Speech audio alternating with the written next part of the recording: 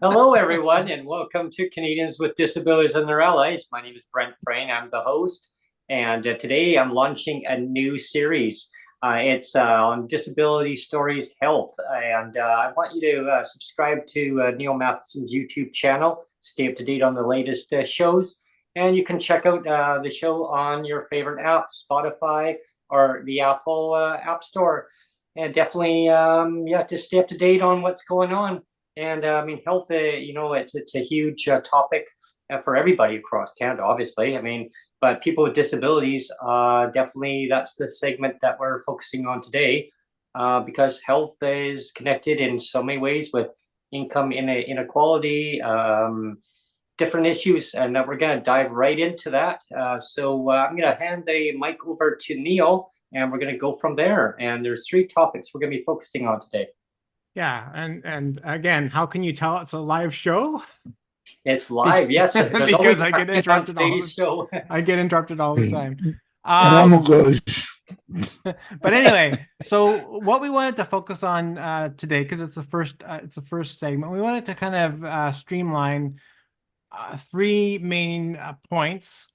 And the first point, if when I read it out, people are going to say, well, that's an easy one. You can easily go down the rabbit hole of MAID, and I know it'll be very easy to go down the rabbit hole, and I know MAID is an important thing to cover, but for the purposes of today's show, I want to try to answer this first point without going down the MAID rabbit hole, because we'll keep MAID for next week's show, and right. We'll open it up. We'll open up MAID and other topics for next week. So when I mentioned this first topic, we're going to try to cover it without going down the rabbit hole of MAID. So I hope that makes sense. So the first point the government covers MAID first on our behalf as it is. So let's not. Yeah. The first point I'd like to cover is the whole point of the doctor oath of do no harm.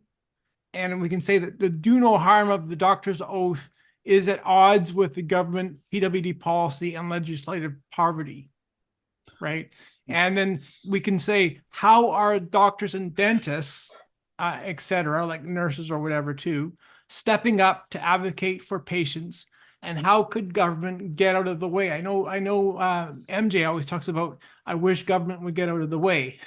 So we can talk about that. Like, how can government get out of the way and let doctors and dentists look after their patients the best way possible? Because right now we can easily see how government policy and the do no harm mandate does not match up, right? So we can talk about that. That's the first one we can go with. So let's go ahead and do it. All right. Well, the first topic here, we'll look at doctors that do no harm, right? Versus government. So, it's correlation, right? If you don't have your health, then what do you have, right? So the doctors, they've designated persons with disabilities in Canada as a designation on our system as a systemic issue because it's designed purposely full of keeping people in legislative poverty in Canada, and I don't say that very lightly, but I just I don't sugarcoat it. I just say, well, it is. And people say, well, what do you mean legislative poverty? Well, I mean, it's imposed. These systems were designed many decades ago. I don't know who designed them. I really don't know. But it's cruel, it's inhumane, to have people living below, well below a standard of living. So with that being said, people's health, it kind of becomes compromised. Now, doctors, they know patients' health. I mean, they know who their patient is, and so they would know better than what government knows. And so that's that correlation where doctors do no harm. Well, and yeah, I mean, it depends on if your condition is diagnosed correctly, because there's a lot of misdiagnosis too, right? But Well, then that's point number two. So, yeah, we'll save that for yeah, we'll point save number that to two. point two, and I'll jump into that when I have my turn to kind of dive into that part. But I just want to quickly touch on that little part, so kind of a prelude into that. But yeah, I mean, So doctors are know we better just gonna than go government. around? Yeah, Yeah, we're gonna go definitely. We're around. just gonna, Yeah. Yeah, doctors know better than what the government knows, and I want to see the system regulated across where people can live in with dignity, respect, and have autonomy. And those three things, and I mean, obviously, income equality, but that really kind of stems into what I'm saying is that we can do better as Canada. I mean, for all of our citizens, for sure. So I'm going to pass the mic over to you, Neil, and then you can direct to the next person. Hello, Yeah. the phone is ringing. Yeah, and we're going to try again the whole format of the show, because we're going to try to keep it at roughly about an hour. It's going to be hopefully kind of like a speed dating. So so we're just going to be like rapid fire going around and around. Okay. So let's go to MJ first, if MJ wants to pipe in. Is MJ there, or is he frozen? He actually looks frozen. So let's go to Dan then instead. Yeah, just to be brief on it then, I just think that, we hear a lot of stories. They need to discuss with their patients, right? Like, we've heard a lot of stories that the government aren't in line with the community's needs. They're actually not in line with the doctor's needs either. A lot of it here in Ontario, I don't know about in BC, but a lot of it's going to privatization and stuff. The bottom line is if they keep going like they are, a lot of people are going to suffer needlessly. So they need to have some kind of correlation with, as we always say, the lived experience at the table to try to help, because there's so many varying needs in the community, whether you have a physical disability or it's what we call, whatever you would label it, internal disability, what have you. Many different ones. So yeah, they just need a better correlation with lived experience at the table. Ellen, do you want to pipe in? You there, Ellen? Ellen's not there either. I can. See, once my camera started working, all of theirs went down. My bad. It's your fault, Dan. One of the things that I can speak on, Brenda. I mean, yeah, Dan, you hit the nail on the head when you talked about lived experience, because when I'm talking about how doctors and dentists are stepping up in the absence of government, I can say from personal experience, for example, like my dentist that I go to,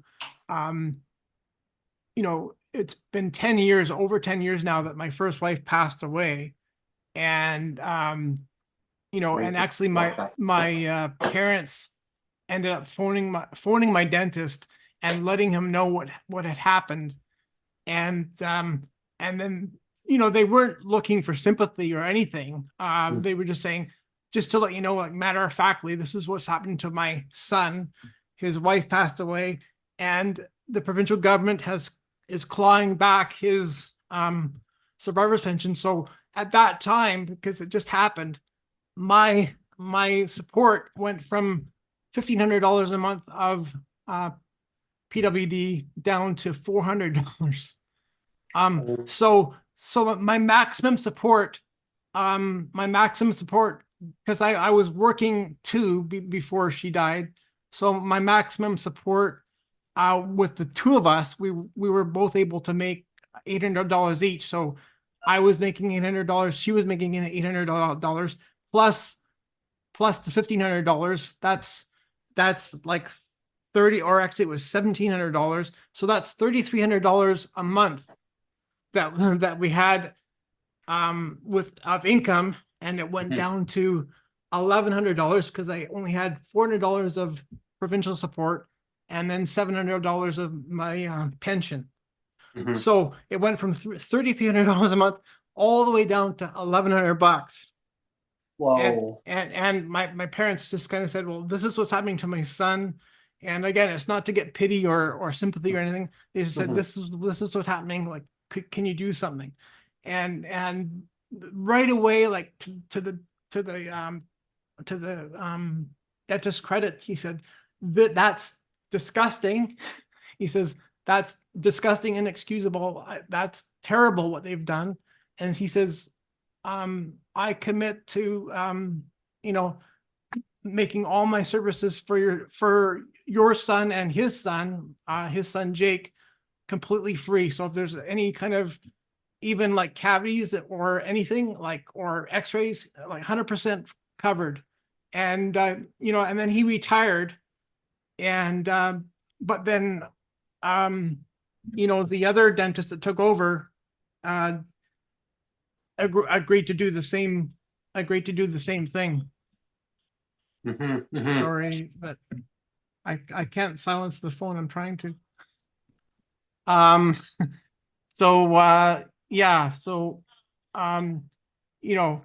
So that's the point, that here's a dentist that I acknowledge that what the government was doing was terrible, and said, I'm prepared to take up the slack as a doctor and look after the patient as should happen, right?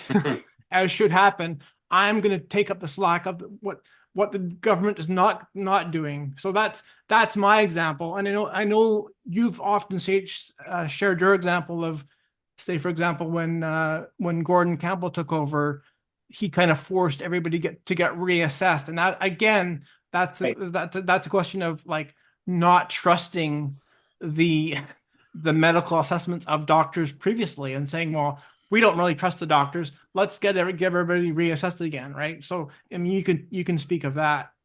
Sure. Thanks, Neil. It comes down to a systemic issue when it comes to governments across Canada. Trying to save a buck, from the government on the backs of the disabled people, it's really sad. When it comes down to their patients' mental health versus their physical health, their dental health. A lot of these fee schedules are so outdated when it comes to dentists, for instance. I know in BC, I'm not sure about Ontario or other provinces. I'm sure pretty close to that. They're outdated. They just haven't been modernized. And so when a person's dental health is compromised, it really affects their whole well-being, their mental health, their physical health, because it has other impacts on their health.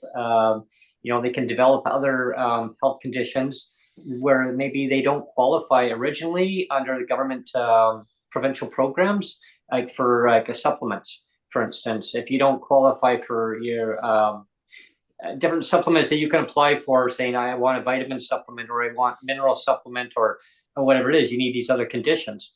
So it's a domino effect, is that if you don't get the proper coverage, now you get these other conditions because the government has neglected to give, say, a dentist the actual proper coverage for the recipient to keep their dental health updated.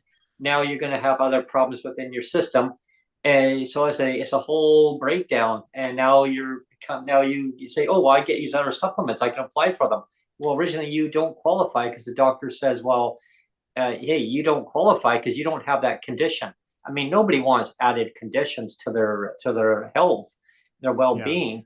Yeah. So it comes down to, like I say, income versus health. And again, getting to your comment about Gordon Campbell, our one of our previous premiers in BC, had gone through and told the finance minister at the time to go along and find ways of saving the government money.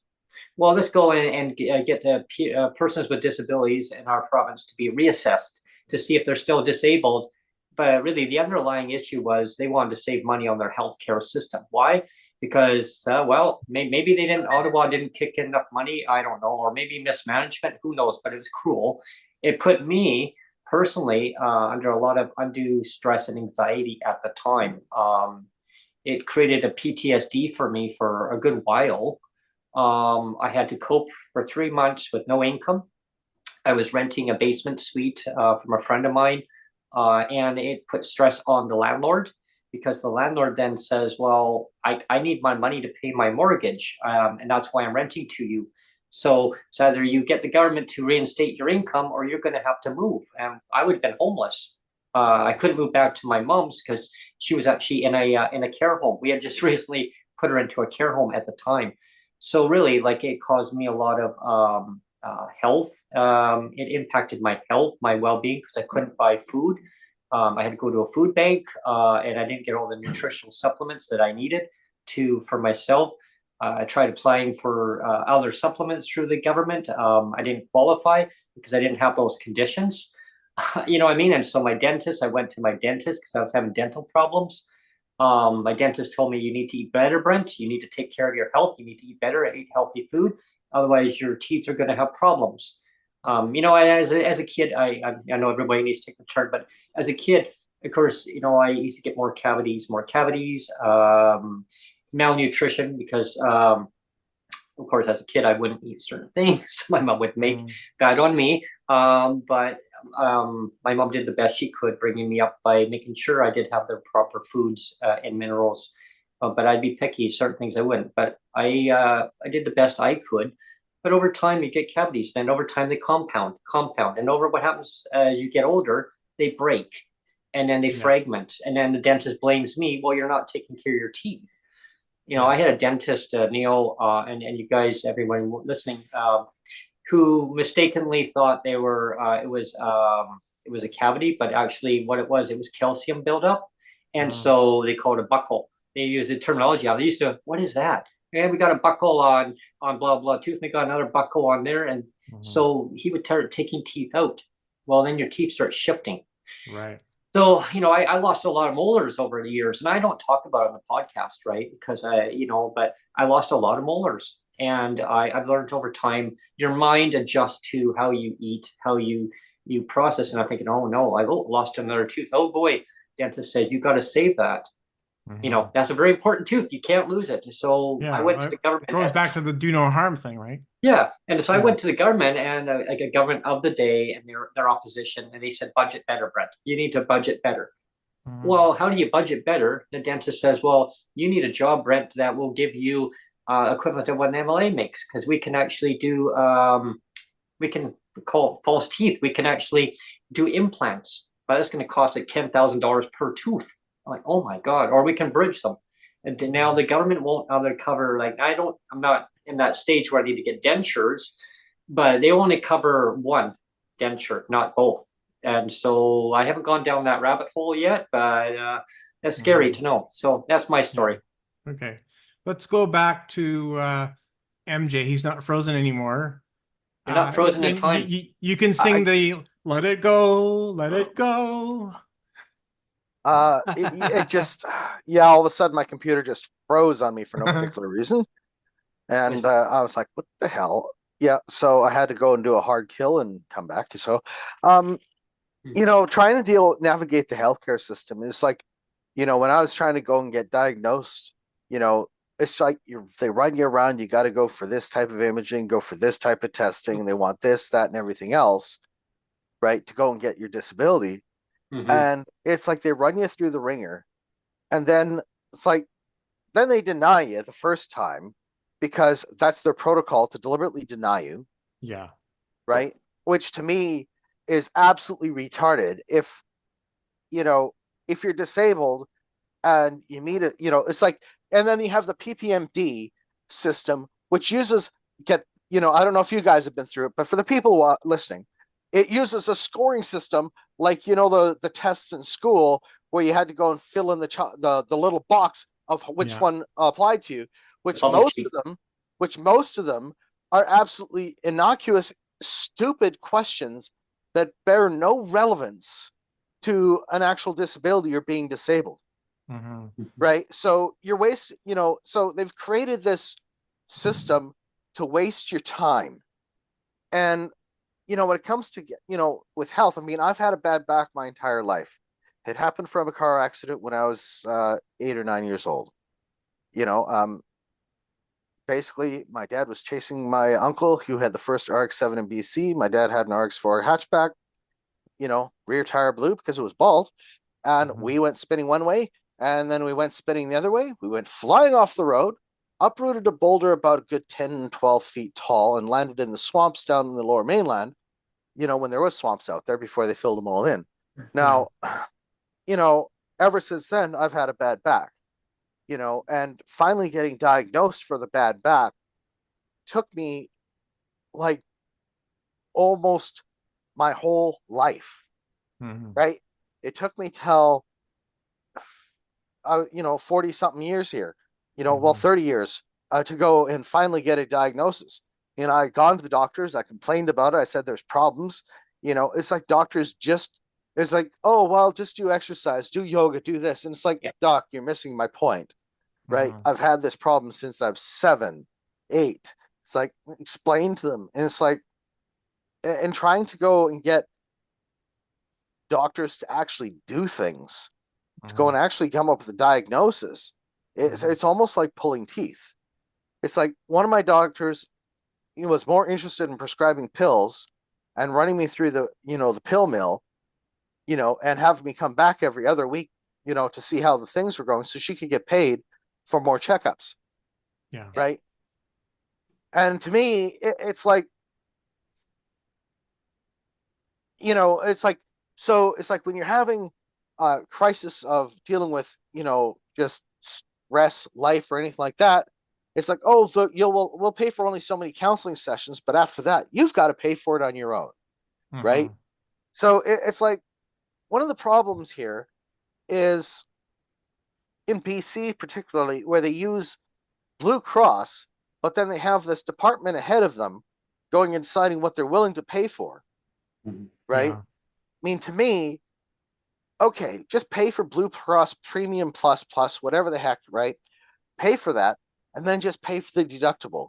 The amount of money that would be saved by just paying the deductible, right? Instead of having this entire menagerie of nonsense in the way, would actually save us billions of dollars. But, they don't want to go and do simple things. They want to make it harder and try to justify the existence of this idiocy that they've truly created. So they make it hard for, healthcare system. They make it hard to become disabled. Then they go and tell you, you're not good enough to be completely disabled. You're not good enough to be on PPMD. Then you got to go back to your doctor again and wait for your health to get worse because you don't meet all the conditions. And you can't go, your doctor keeps running you around in circles on other stupid crap when you're there to go deal with one specific issue. Yeah, right? and you've actually answered the second question better. Actually, your response was more in line with the second question. But I did want to get back to the first one to ask Alan if he has any good examples of a doctor or a dentist coming, kind of advocating for you, Alan. Do you have an instance of a doctor or dentist advocating for you in the absence of the government or not? Not really. Right now, I'm trying to figure out the disability tax credit paperwork. We can barely hear you, Alan. You're getting some weird feedback on your, yeah. 1 second. Okay. Testing 1, 2, 3. Is that better at all? That's better. Wait. Yeah. Okay, I had the headphones backwards. Oh, Darn thing. I mean, they work, but they. Anyway, so I'm fighting with this. I'm fighting with this whole thing where I have to get the disability tax credit, especially if they put the new disability benefit through, and that's what they're going to use. I need it regardless whether I can access the benefit from it directly. But I'm having the doctor say, "Oh, that'll be a $75 charge for us to fill it out." And it's so frustrating because I can't even get OHIP to take up tab. Like $75 out of my bank that's like a week and a half of That's groceries. big money for us. Yeah. Huge Right. money. Like it's no big thing. And I'm like, ODSP won't cover it. And I get that it's provincial versus federal, but Yeah. it would be nice if the doctor could bill OHIP for the former if you have a disability. Like if you're on ODSP and you're having to fill out a federal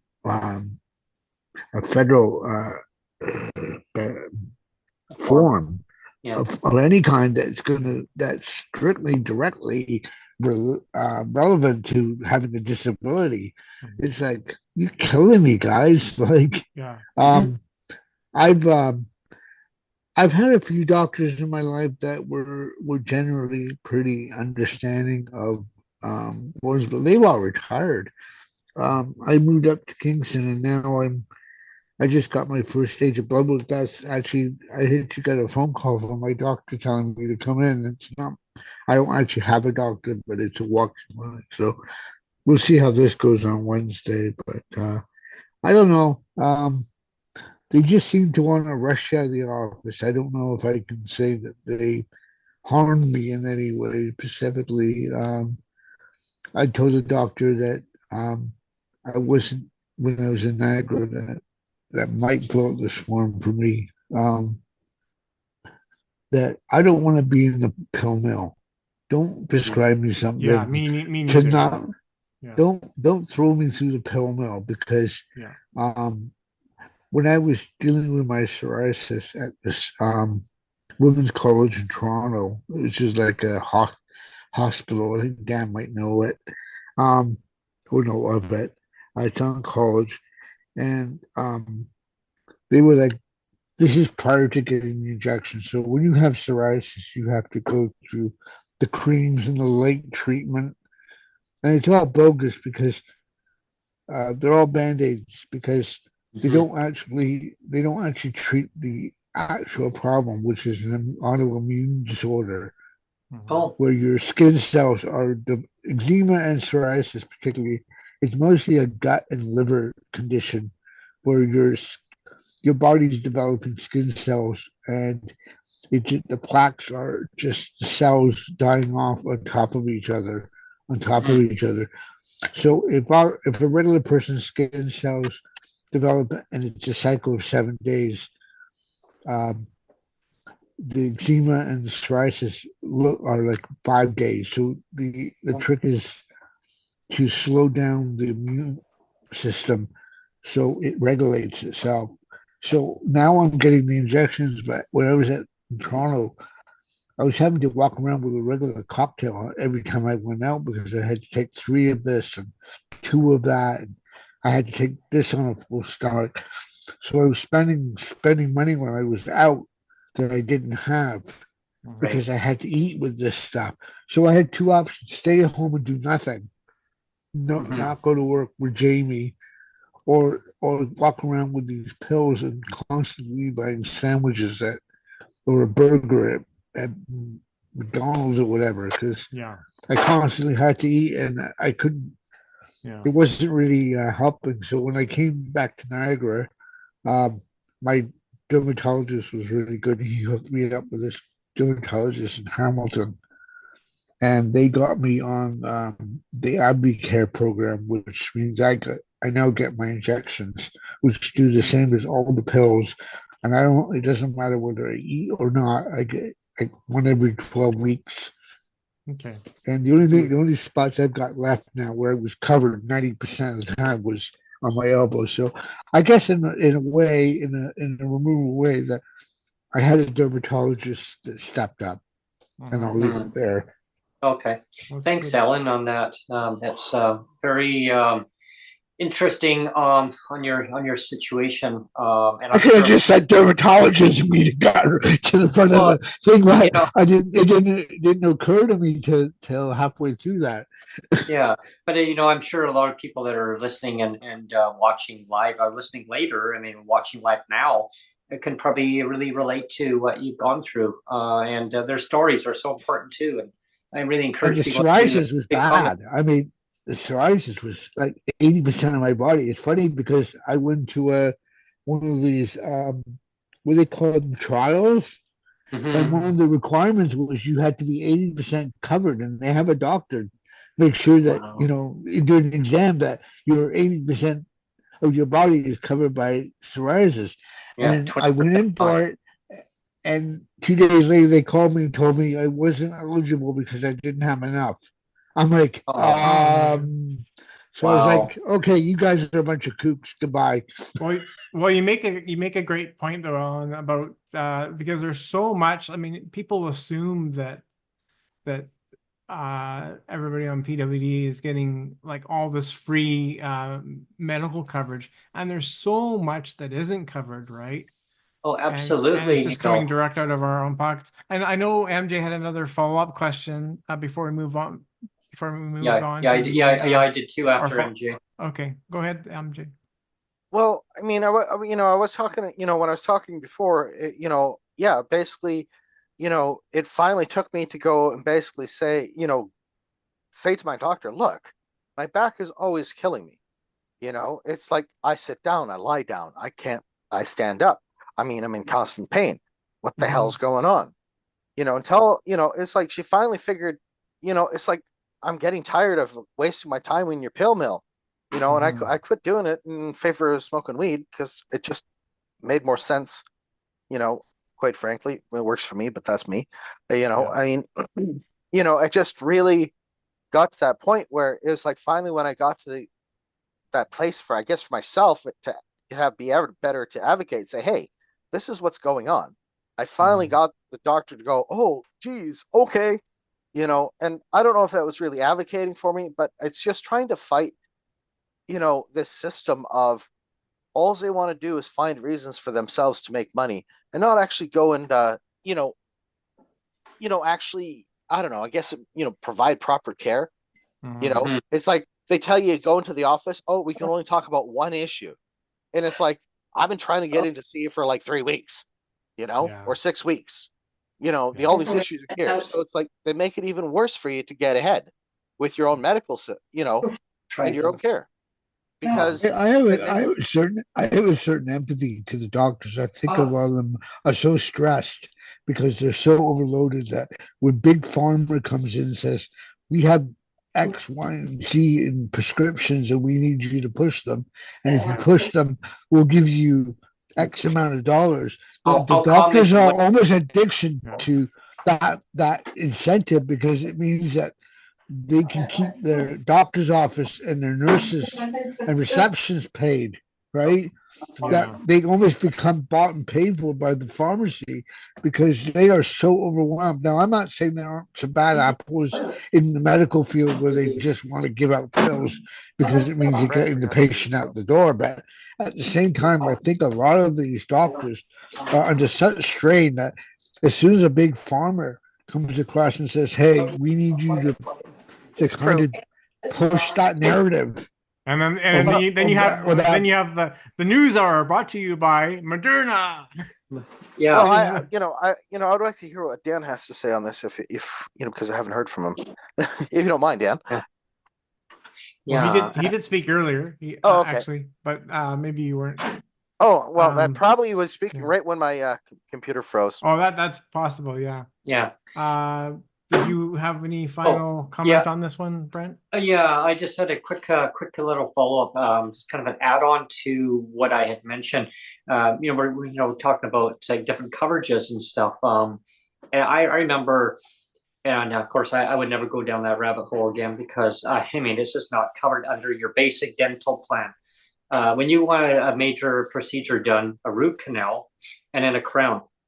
That was just so lengthy procedure. I mean, wow, like hours. I took my dentist 5 hours, 5 hours, because there's so many roots in one area. They had to pull everything out, and imagine mouth wide open. Do you need to take a break? Yeah, for a few minutes. So they were still doing procedures.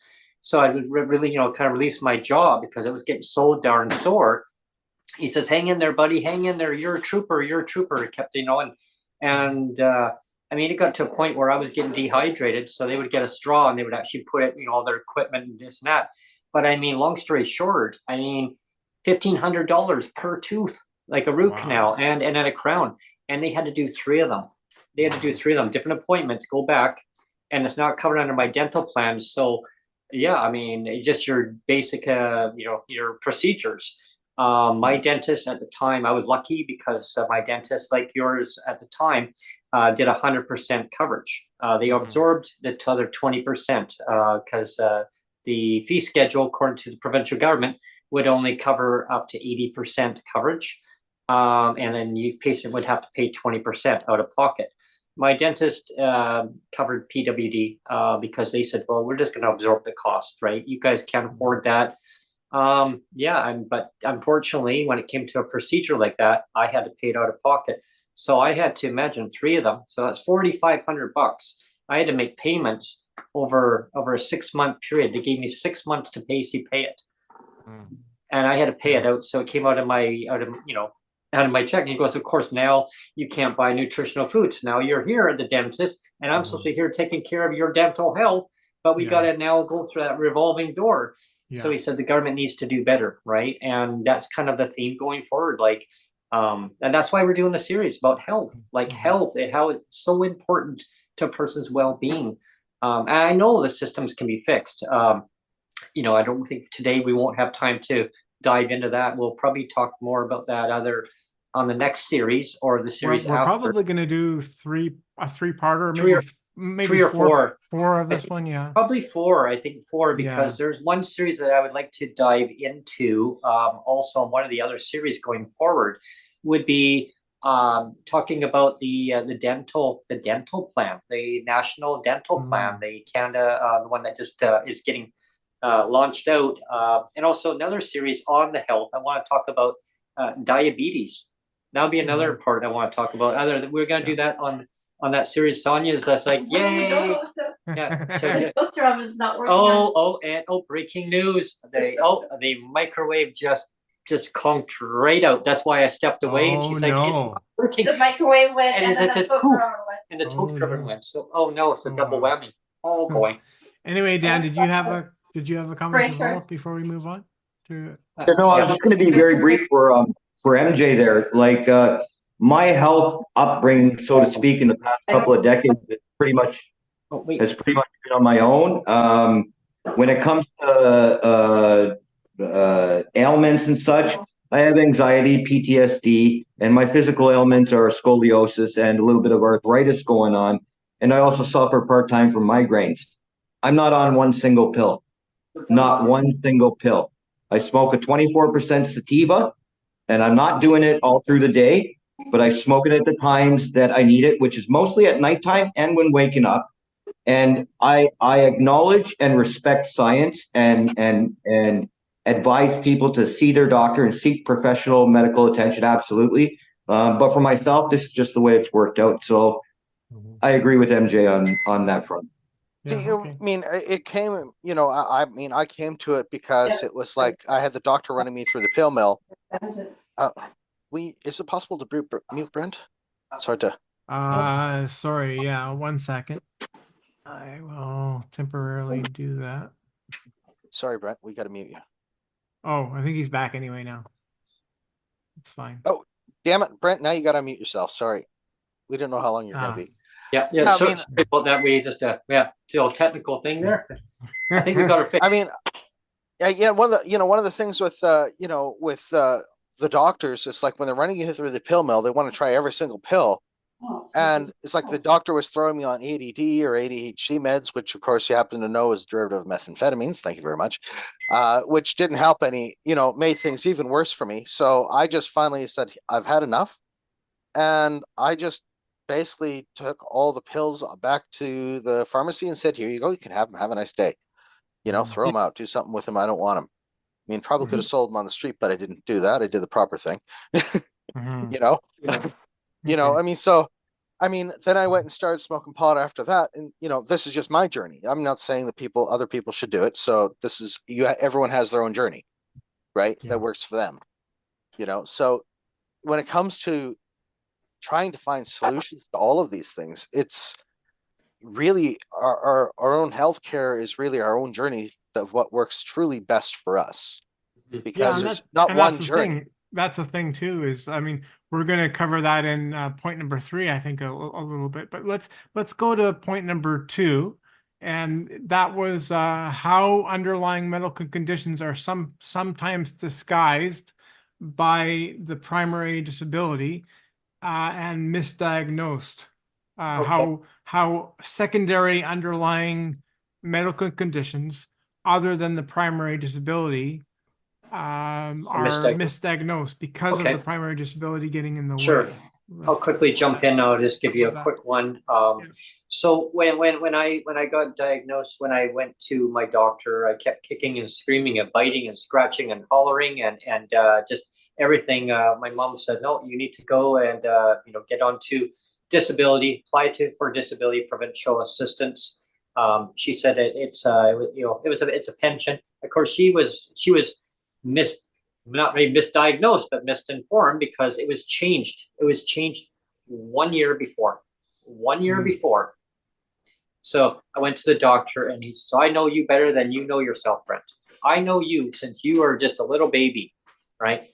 Well, I know myself, right? I know what you're capable. I know I know you inside out, but you know how you feel though. And that was the difference. You know how you feel. I know who you are, but you know how you feel, what you're going through, what symptoms, what environmental things impact your life. I suffer from allergies every year. I mean, millions and millions of people do. I have to be careful of what I eat at times because I have allergic reactions to certain things. As I've become older, it's not to the same severity, but I still do get flare-ups at times. It can be pretty nasty this time of the year. But anyway, so I had gone through all the diagnosis. My doctor diagnosed me for my visual impairment. And it's a scale of 1 out of 10. Mine's out of 5. So it's stabilized. It's not going to get better. It's not going to get worse, which I'm very fortunate that way.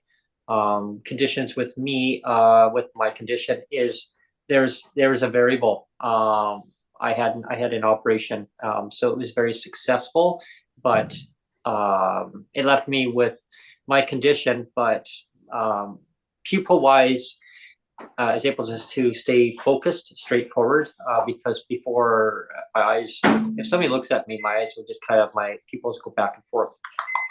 It's like a ping pong ball, bing, bing, bing, bing, bing, right? So I was also diagnosed with ADHD, and also I didn't learn until another aspect when I was going through college. I already knew the condition was already there as an underlying condition, which wasn't diagnosed. I was told I had a learning disability on top of it by being diagnosed by a doctor who, when I was going through college at the time, I was struggling with certain things. And the instructor noticed that I was really having difficulty with certain things. I got paid and sponsored for by VRS. They're the ones who actually referred me while I was going through college. They referred me over to a doctor who then put me through that. So I got paid while I'm doing that, and they worked it while I was going to college. I was able to take certain days off in the college to go and do that. And it came to a forefront for me where I thought, it was very upsetting emotionally, because part of our course that we were doing is that we had to talk about issues of the day of how things are impacting your life. I had to then bring that forward to the class as part of the agreement to talk about me and what I was going through. So here I am, but you know what? That's just me, and I accept me. I like me for who I am, and that's just how it is. Boom. Who would like to pipe in on this one? How underlying medical conditions are disguised by a disability? So I'll just go very quickly for myself. So my physical disabilities actually happened when I was real younger, right? Had spinal meningitis, as I said, scoliosis, some back issues going through the years. MJ is going to love this one. But when I was diagnosed with my things and placed on ODSP here in Ontario, I was actually dragged to the clinic by an OW worker. Now, anybody that knows Toronto, knows Coxwell and Queen area, the OW office is actually connected to a medical building. You know, my energy was low. My skin tone was changing. You know, at first it was thought maybe a liver problem. But my physical numbers were all okay. It was just like depression and anxiety running wild, combined with my addictions at the time.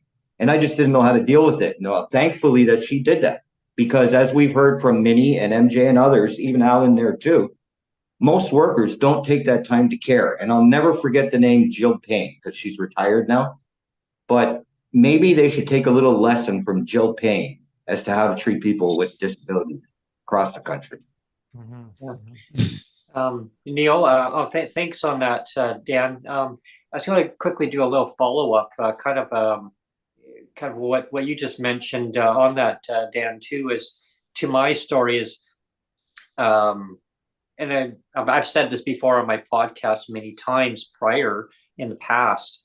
I worked for a corporation, and I'm not here to name the corporation and throw them under the bus, but I know who it is.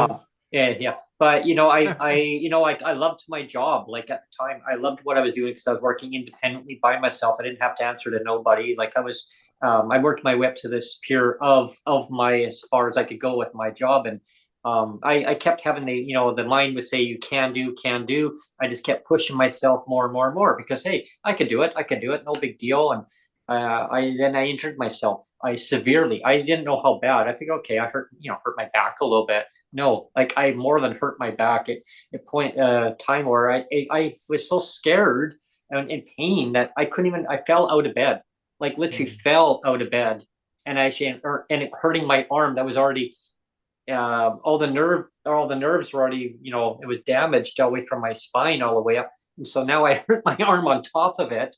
I didn't break anything, but my back, my discs were severed and under. One was slipped out of place. One was compromised. I don't even know the names, all the terminology. So yeah, but there was 4 discs, four of them.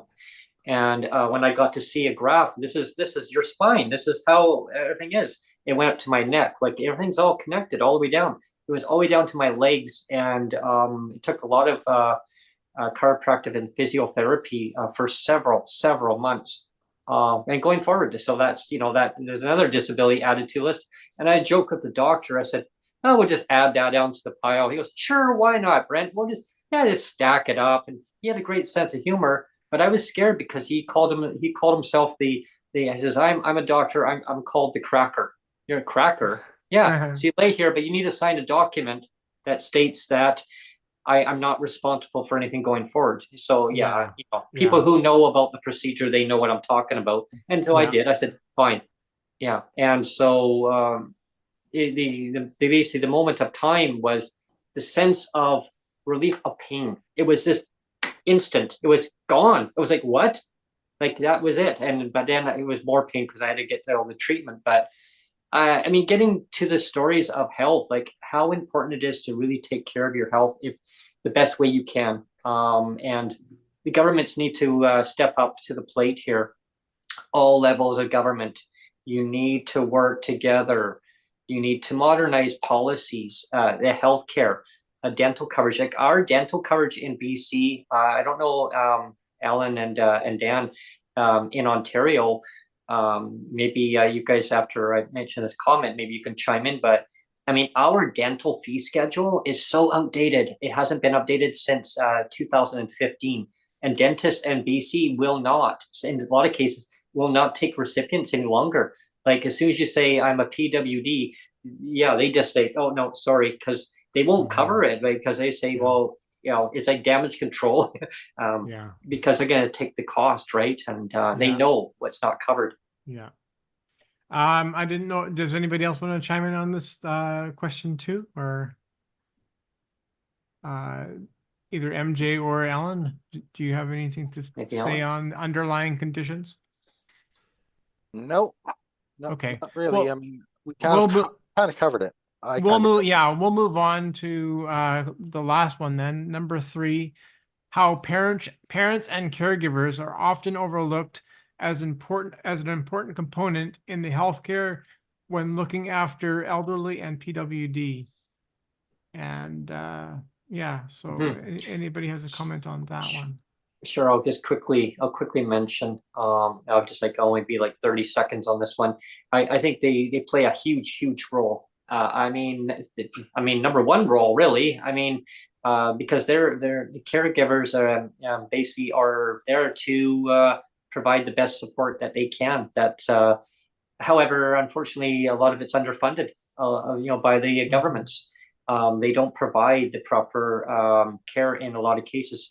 If you got a home support worker who's a care or a care aide that comes in and provides that service, unless they work independently for themselves, but if they're contracted by the government, then they're not provided the proper care. I mean, if you're in a facility, like if you go and you say providing that same service in a facility, they basically cut corners, right? So if somebody's actually in a facility for a period of time for whatever reason, there's a difference between that same service level of service versus at home care independent. Well, I was even thinking like more so just how parents become the primary caregivers, right? Because I know like when I was younger, and I'll be very brief too, but when I was younger, my parents footed like so much of the cost of my disability. Like, I mean, when I had to do braces and orthotics and all, I mean, they were the ones that were bearing the brunt, the financial burden of all these braces. And the thing that needs to be stressed a lot is the fact that, especially when I was younger, like 50 years ago, or, all of this stuff was extremely experimental. Like I just felt like a human guinea pig. It's like, well, let's try this, let's try this, let's try this. And you can say that fine, but whenever it was like, let's try this, there was always a huge cost associated with every try, right?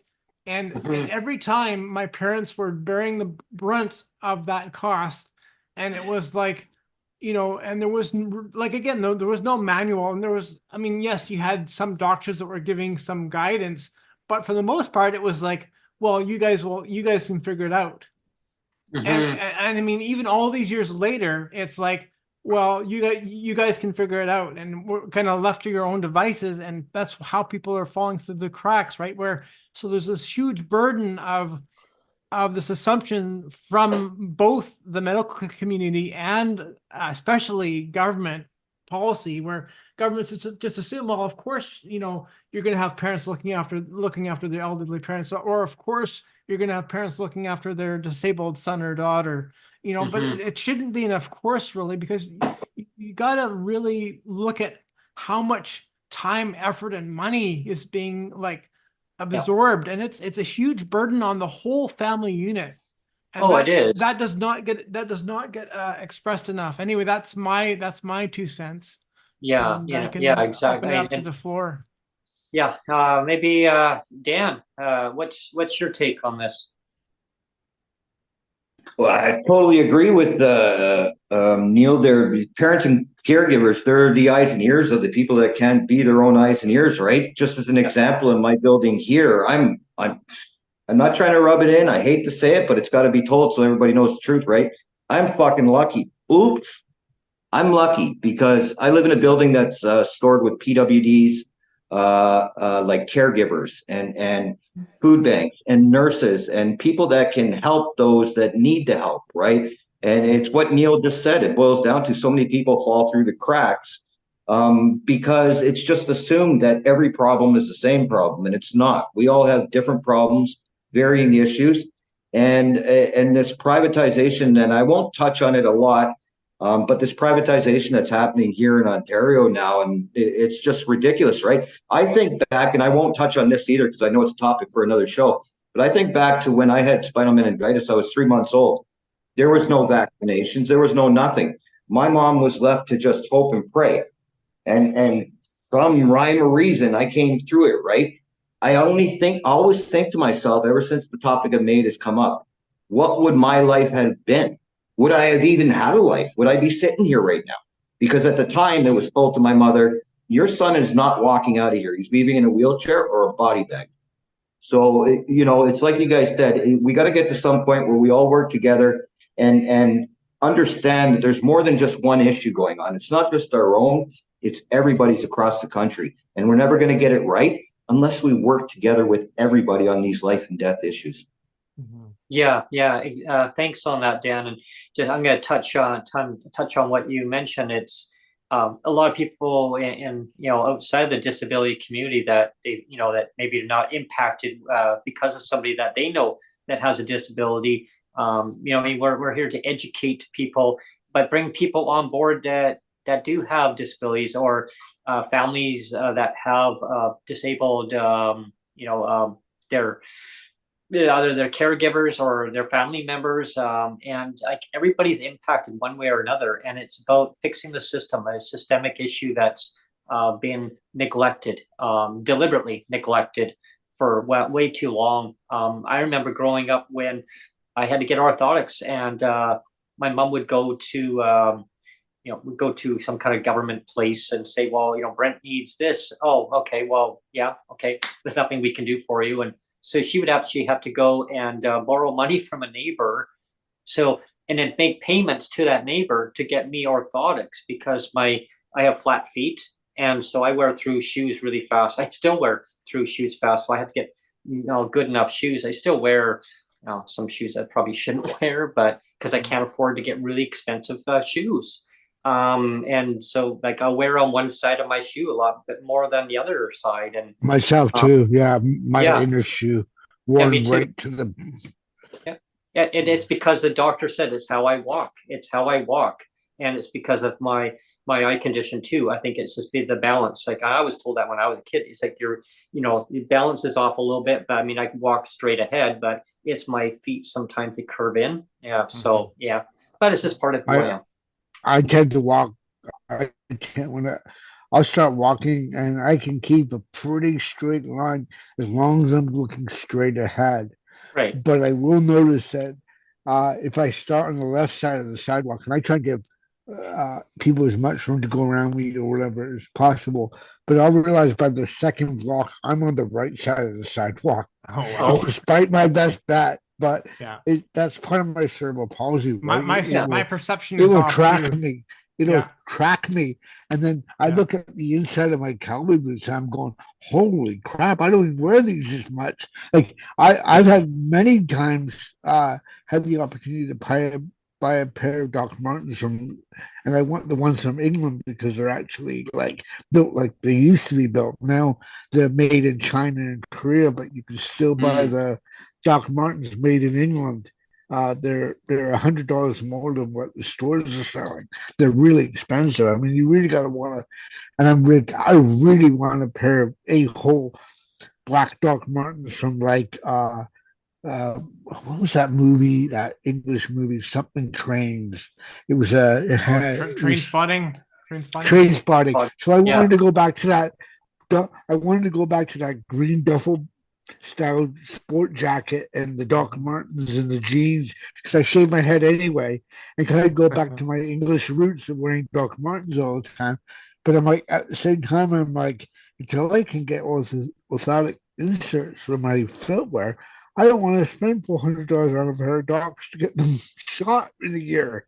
Well, I remember, Ellen. I remember going to the ministry's office, and they have a clothing allowance, right? So I went to them, and I was wearing through shoes fast. Me too. And so I went through, and it was a company I was working for at the time. Of course, I went through them really fast, and I won't even get into that. It's just it'd be like a censored, Brent, censored. But anyway, I had to do some plumbing. I had to help them with stuff. So I'll leave it at that. But I wore through 4 pairs of shoes in 1 week. I'll leave it there on that one, so you can imagine. But anyway, I was wearing through shoes just in general, doing my where I was, and just even like today, like every day, like wearing through shoes. Some shoes were a little bit better how they're built, but so anyway, long story short, so I went to the ministry. I said, well, can I get a clothing voucher? Oh, you need to budget better. You need to live within your means. I'm sorry, we're not here for handouts. Maybe don't walk as much, Brent. I'm like, say what? Oh, I went up one side of them and down the other. Well, our decision's final. I go, no, then I need to talk to your supervisor. Well, our decision's final. I go, I'm sorry, did you not hear me properly? I need to talk to your supervisor. Are you going to sign off on it or I'll take it to arbitration? Come back at 1:30 this afternoon. You know what? And I was told, come back at 1:30 this afternoon. We'll have a check for you. Wow. I go, that was hard now, wasn't it?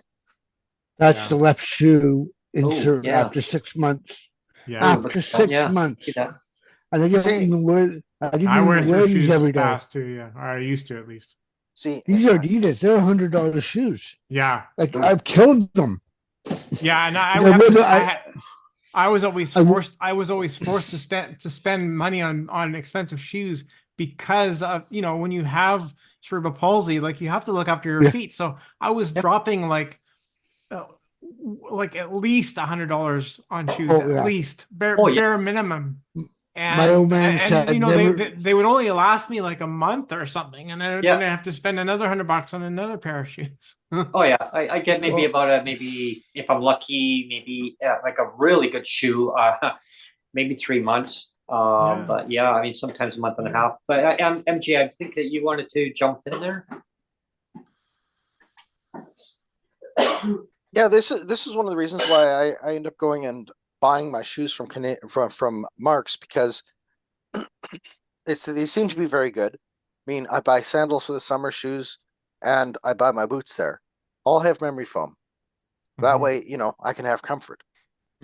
Because of my herniated discs, you know, having that extra cushion makes a whole lot of difference. And a lot of people don't realize that memory foam in your shoes makes a whole lot of difference when you have back problems. Right. It does, you know, and I mean, I basically changed, you know, all of my shoes out to go and get stuff from there, because it's the only place that has the quality that I'm looking for. You know, it's just, you know, that's the pain in the ass. It's like, you know, when you're disabled, it's like, okay, now you got to spend $100 on a pair of shoes, you know. Or then you got to spend another $100 on boots for the winter. Then you got to spend another $100 on fucking sandals if you want to have sandals in the summer. Yeah. Right. Yeah. Right. So it's like, you know, that's $300. Adds up. You know, and people think, oh, well, you got to find one of those days when they're, you know, having a discount. It's like, okay, fine. You know, and when does that happen? It happens 3 days. 3 days before you get paid. And it's one day only, right? And if you do go, they'll have like one pair of shoes there. Like, and it's the wrong size. Here's exactly the wrong size. You find it, and it's the wrong size. It's like, oh, sorry, that's the only one. Too bad, but we have this $200 pair of shoes. You know, this one's on sale for $279. What do you think? You know, well, I always tell them I'd like a rain check on this price. Then they go, oh, well, we can't do that. I said, well, shouldn't you, as the management, have stocked up on the products you intend to put out as a discount? Right? You know, but this is the way things work. It's, you know, I mean, I've already got a pair of shoes sitting in the hopper, and other pairs of sandals sitting in the hopper. It's like I bought ahead, so I could go and be at least a couple of years ahead. When I had a special, they did a 2-for-1, so I'm like, oh, might as well buy now 2 for 1. Yeah, you know. Yeah. And just stock up. And, you know, if you're lucky enough to have a credit card, you know, when you're on disability, it helps. However, that's still extra money that you got to go and pay that debt off. Right. Which then comes out of other living expenses, which you have to make a decision about. Exactly. Sacrifices. Anyway, we've already reached the top of the hour, Brent. We've kind of blown a little bit past it. So it's time for closing comments already. I'll send a closing. I'll start with you, Dan, first. No, it's always a pleasure talking with you guys, because you know, I learned that's the whole key to this, right? Is learn what you don't know and help educate others, right? You know, none of us know everything. As we said before, not every individual issue pertains to everybody. So we just got to share, you know, and share information with folks that need that extra help with regards to how to get things done with their doctors, or their local representatives or whoever it is they need to contact. And that's what we do here. And that's what I love about this. So yeah, thanks for doing this, guys. Absolutely. Thanks, Dan. And it's always a pleasure listening to insight from you too, and what you go through and your stories that you share with us, and and yeah, like it's awesome. I always appreciate you being on our panel and sharing the your stories and everything else. So yeah, thanks again. Over to you, MJ. I'll be right back. Yeah. When it comes to health, there's so many things that are lost in translation and lost in communication within the medical system. Mm-hmm. I mean, like for those of us that are on disabilities, having to have this extra layer for us to have to go navigate through to get permission, be able to get the services we need, which would be otherwise covered through Blue Cross directly if they just paid for it and let us to go to our own devices, right? This is where, to me, this overwrought behavior of government to instill itself in our lives to go and make it more difficult for people to go and get the healthcare services they need because they say, oh, we can't afford that or we won't pay for that, right? We end up in this whole situation where, for myself, I've got to get my CPAP machine replaced because it's on a recall. Had I been dealing with Blue Cross, I would have gone through multiple simple steps, right? And I would have been able to have the thing covered. The only thing the government would have had to pay for was the 20% that wasn't covered for the equipment. But instead, I've got to go through filing paperwork, asking for permission to go and please get me a new machine because my old one is on a recall, and I got to go 12 rounds. For me, that just shows how the ineptitude of our government thinking they need to be in every aspect of our lives goes and creates more problems for our health than actually going and making the system more beneficial for us and easing the stress of us going and saying, okay, I need to go to the dentist. I need new glasses. I need to do this. I need to do that. And these are things that would be covered directly under Blue Cross, right? Without the government interfering. And this is where I think the government interference needs to come to an end and give people the ability to go and use the Blue Cross directly without having to ask permission at every turn.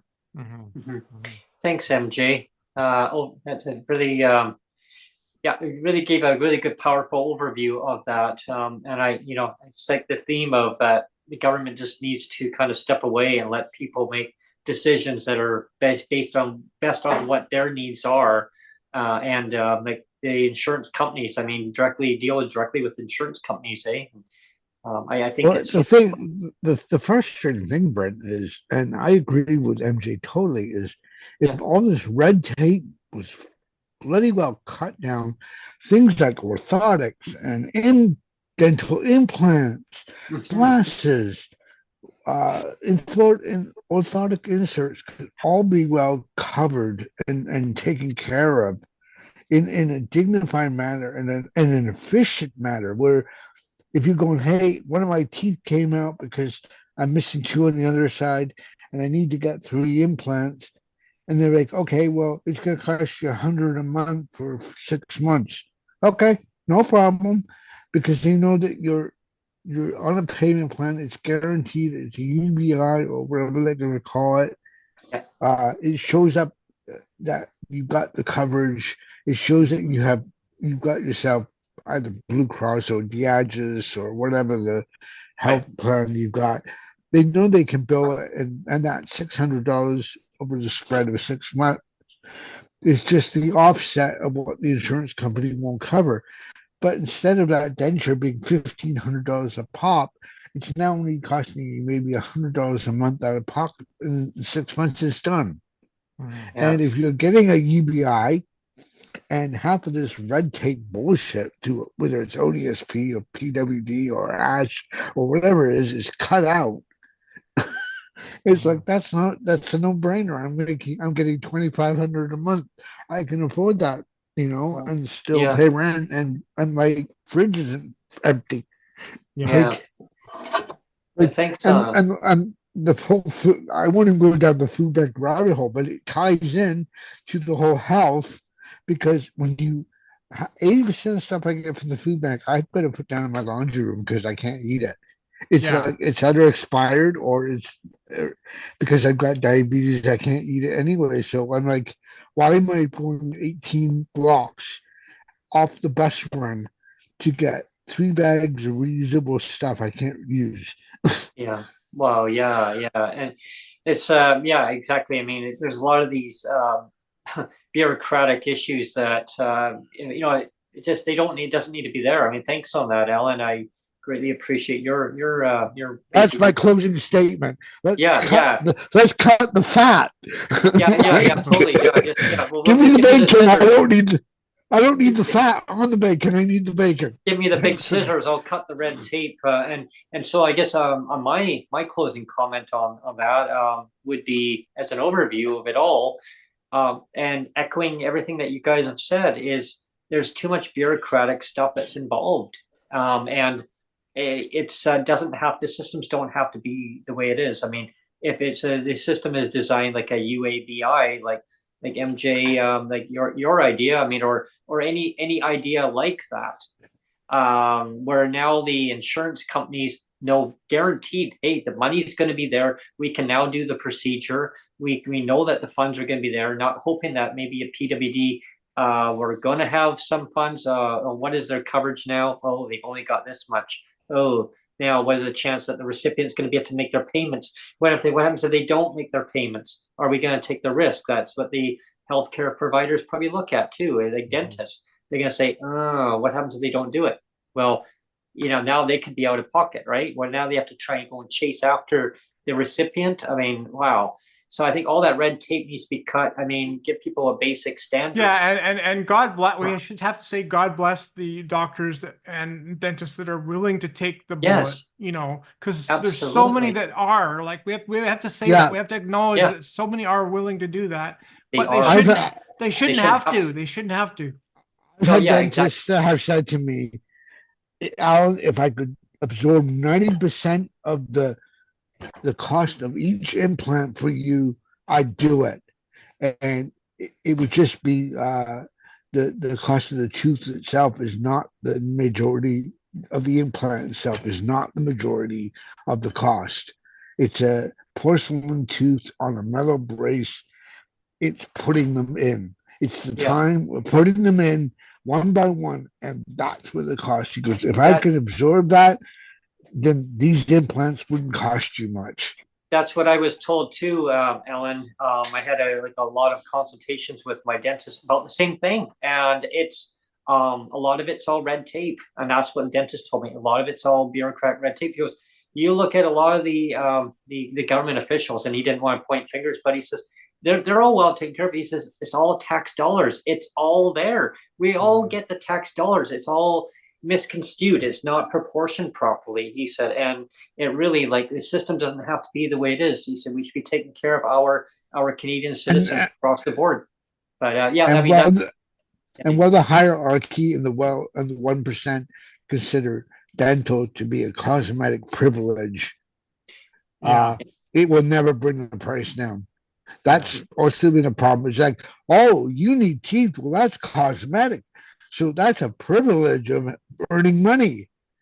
Sorry, here's your plastic cheesy dent. You don't need teeth to eat. And here's a straw. You don't even need to eat. Yeah, you don't need to eat. Here's a straw for you. Yeah, exactly, MJ. Here's a straw for you. Here's a straw.